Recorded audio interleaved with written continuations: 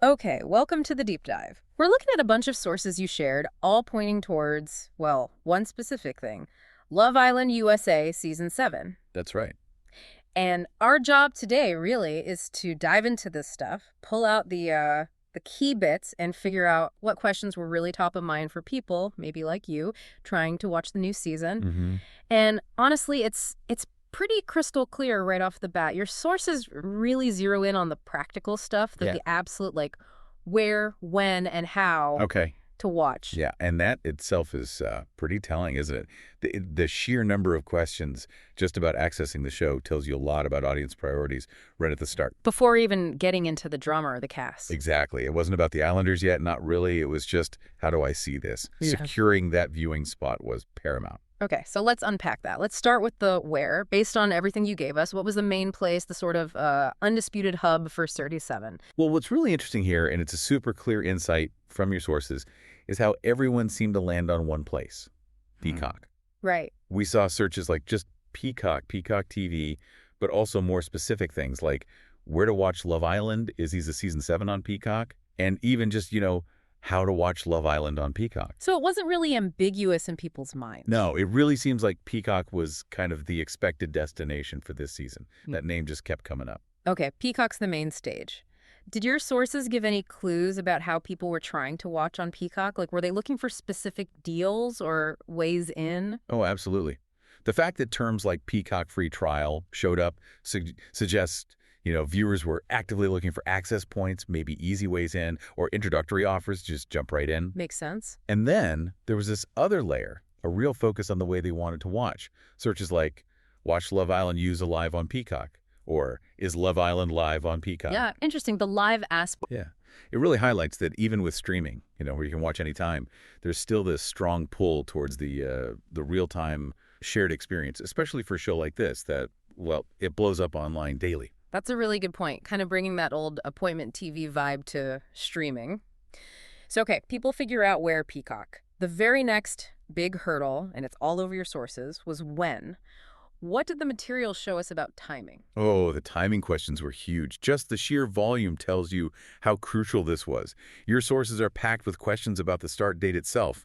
When does Love Island USA start 2025? When does Love Island Season 7 start? People looking for the specific season premiere date, or just when does the new season come out? And for a show like Love Island, it's not just the first day, is it? It's the daily rhythm that matters. Exactly right. And the queries really drill down into that daily schedule. Things like, what time does Love Island USA air? What time is Love Island USA on Peacock? Specifically asking about the Love Island premiere time. Or even just the simple, what time is Love Island on tonight? People needed to know the exact moment. Desperately, it seems. And there was also a lot of interest in, like, the episode drop schedule. When do Love Island episodes come out? When do Love Island episodes drop daily? And more general stuff about the Love Island schedule, or what days does Love Island air? Got it. We even saw things like, when does Love Island USA start 2025 Central Time, which shows people were trying to pin it down for their specific time zone. Just underlines that need for super precise, reliable info. Okay, this is where, for me, it gets really interesting. Because the story your sources tell isn't just about finding the show successfully.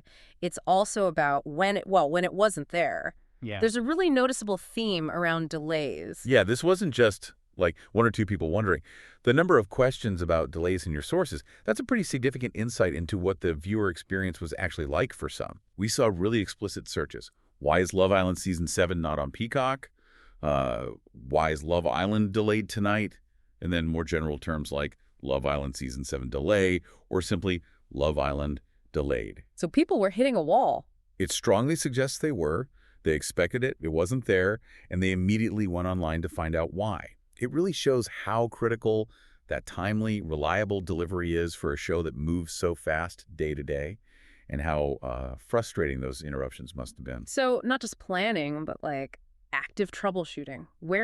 So Peacock was dominant, but did your sources hint at any other places people might have been looking, even secondary ones? Well, Peacock was definitely king, but there was a mention of Bravo Love Island. Now, the sources you provided didn't really give context on whether that meant airing there or being talked about there or, something else entirely. A bit vague then. A bit vague, yeah. Yeah. But more generally, you still saw searches like, where is Love Island streaming, or what channel is Love Island on, and just where to watch Love Island.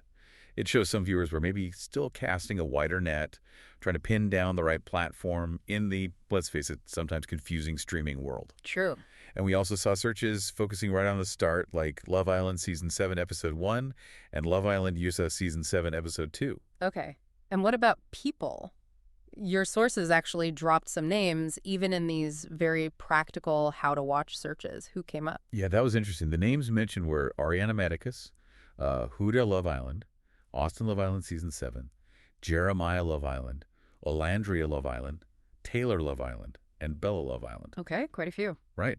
Now, your sources didn't say why these names, like who they are or their role, but the fact these specific names were popping up in searches about how and when to watch, that's kind of fascinating. What does that suggest, do you think? Well, it suggests these individuals might have already had some kind of preseason buzz or, prominence, enough that people were already connecting their names directly with the act of finding and watching the new season itself. Interesting. So even before day one, certain names were linked to just tuning in. Okay, so beyond the TV screen or the streaming app, where else were viewers engaging, according to your sources? Your sources specifically mentioned Love Island USA Season 7 on Twitter and Love Island USA Season 7 Reddit. Ah, the social side. Exactly.